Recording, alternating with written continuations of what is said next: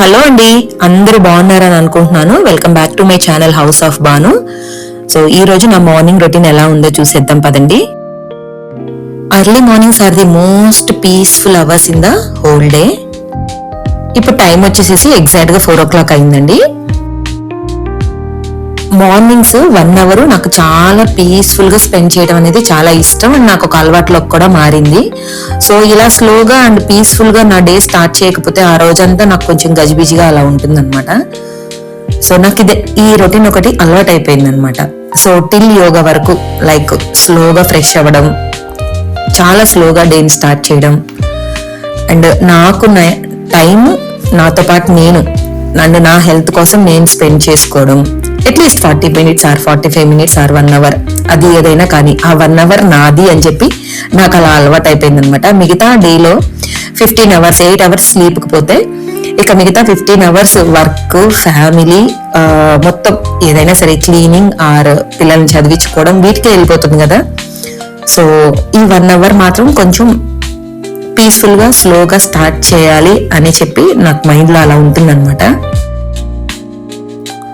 So అందుకని చెప్పి normal గా 5కి లేచినా సరే వర్క్ అంతా అవుతుంది, వంట అంతా అయిపోతుంది అండ్ మా బాబు నాతో పాటు ప్యారలల్ గా రెడీ అవుతాడు. మాకు 6:45కి బస్ వస్తుంది అనమాట. స్కూల్లో వర్క్ చేస్తాను. సో మా బాబు నేను ఒకే బస్ లో వెళ్తాము.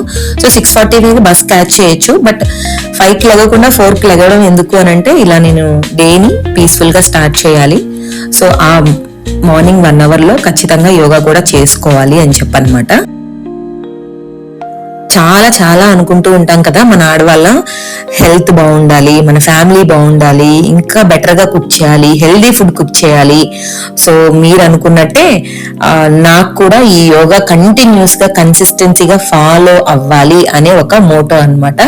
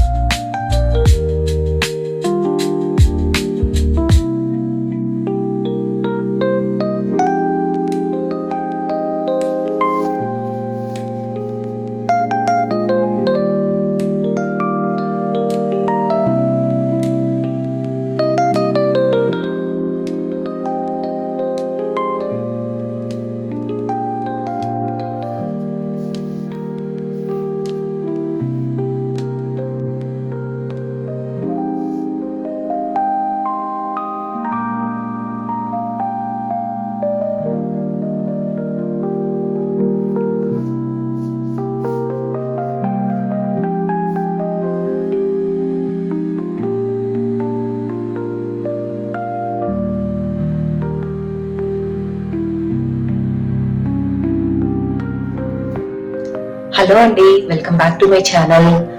సో ఆఫ్టర్ యోగా తర్వాత ఈరోజు కొంచెం క్వాంటిటీ యాజ్ యూజువల్ కంటే టమాటా బాత్ కొంచెం క్వాంటిటీ ఎక్కువ చేద్దాం అనుకున్నాను. సో నేను చేసిన కొన్ని మిస్టేక్స్ అంటే ఏంటంటే, జింజర్ గార్లిక్ పేస్ట్ ఎప్పుడు రెడీగా ఉంటుంది, లేదు నైట్ చెక్ చేసుకున్నాను. సో దానికి పీల్ చేసి పెట్టుకున్నాను కానీ మిక్సీ వేసుకోలేదు. సో జింజర్ గార్లిక్ పేస్ట్ ఒకటి ఇప్పుడే రెడీ చేసుకోవాల్సి వచ్చింది. అండ్ కోకోనట్ ఆల్రెడీ తీసేసింది, షెల్ లో నుంచి రిమూవ్ చేసింది, బట్ పీసెస్ చేసుకోలేదు. అండ్ కొబ్బరి పాలు వాడతాను అనమాట టమాటా బాత్ కి. సో అది కూడా రెడీగా ఉంచుకోలేదు. సో అందుకని చెప్పి సో నేను ఇప్పటి వరకు ప్రిపేర్ చేసుకున్న ఐటమ్స్ ఏంటో చూద్దాం. నాకు ఇవన్నీ రెడీగా ఉంటే చాలా ఈజీగా వంట చేస్తాను. సో ప్రస్తుతానికి మీకు చెప్పలేదు కదా, ఈ రోజు నేను tomato bath with coconut milk pack చేయాలనుకుంటున్నాను. అంతేకాకుండా గుంట పునుగులు, క్యారెట్ అండ్ ఆనియన్, పచ్చిమిర్చి అన్ని మిక్స్ చేసేసి గుంట పునుగులు కూడా ప్యాక్ చేద్దాం అనుకుంటున్నాను. సో ఇది రెండు మా సన్ ఫీల్డ్ ట్రిప్ కి అడిగాడు అనమాట, తనకి ఇష్టమైనటువంటి రెసిపీస్. సో ఇప్పటివరకు నేను ప్రిపేర్ చేసుకున్న ఐటమ్స్ ఏంటో చూసేయండి. సో కోకోనట్ మిల్క్, దానికి 4 గ్లాసెస్ రైస్ సోక్ చేసి పెట్టుకున్నాను ఈ గ్లాస్ తో. సో దానికి డబల్ గా కోకోనట్ మిల్క్ తీసుకున్న వాటర్ యాడ్ చేస్తాను. సో ఇంకా గుంట పునుగుల్లోకి కొంచెం క్యారెట్ గ్రేట్ చేసి పెట్టుకున్నాను, ఇది గుంట పునుగుల్లోకి యాడ్ చేస్తాను. అండ్ కొంచెం రైతా కూడా యాడ్ చేస్తాను. So ginger garlic paste, tomato bath లోకి ఇది కొత్తిమీర, అండ్ రైతా కూడా చేయాలనుకుంటున్నాను. సో పెరుగు చట్నీ చేయాలన్నమాట. సో ఇవన్నీ టొమాటో బాత్ లోకి ఇలా స్లైసెస్ గా కట్ చేసి పెట్టుకున్నాను. ఇది గుంట పునుగులో యాడ్ చేయడానికి, ఇంకా రైతా కూడా. కొబ్బరిపాలు తీసిన తర్వాత వచ్చిన కొబ్బరిని ఇలా పెట్టుకున్నాను. దీన్ని ఇంకొంచెం పల్లీలు యాడ్ చేసేసి గుంట పునుగుల్లోకి చట్నీ ప్రిపేర్ చేద్దాం అనుకుంటున్నాను. సో ప్రస్తుతానికి ఇవన్నీ రెడీ చేసుకోవడానికి ఆల్మోస్ట్ 40 minutes టైం పట్టింది నాకు. సో వంట చేసిన తర్వాత ప్యాక్ చేసేటప్పుడు మిమ్మల్ని కలుస్తాను. డీటెయిల్డ్ రెసిపీ టమాటా బాత్ వచ్చి కింద లింక్ లో యాడ్ చేస్తాను.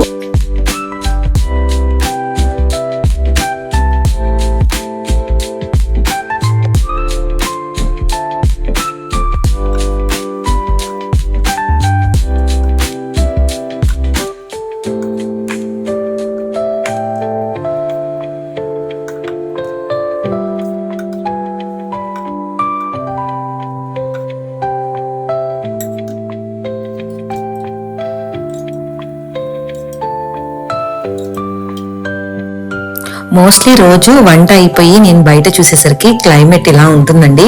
చూడండి, చాలా బాగుంది కదా, చాలా పింకిష్ లో ఉంది స్కై. ఈ రోజు అయితే ఒక్కొక్క రోజు ఆరెంజ్ లో ఉంటుంది, అండ్ చాలా చాలా పీస్ఫుల్ గా ఉంటుంది అనమాట.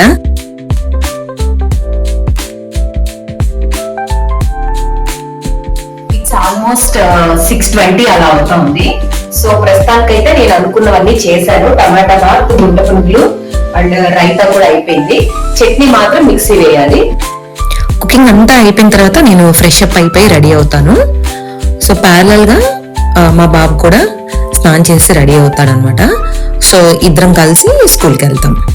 సో మామ్స్, మీరు కూడా ఇంతేనా? మీకు చాలా పని ఉన్నా సరే, మీ పిల్లలు ఎప్పుడన్నా స్పెషల్ గా ఏదన్నా 1 or 2 రెసిపీస్ అడిగినప్పుడు మీకు టైం లేకపోయినా సరే కొంచెం ఎక్కువ టైం కేటాయించి కొంచెం అర్లీగా లేసి వాళ్ళకి ఇష్టమైనవన్నీ చేసి పెడతా ఉంటారా?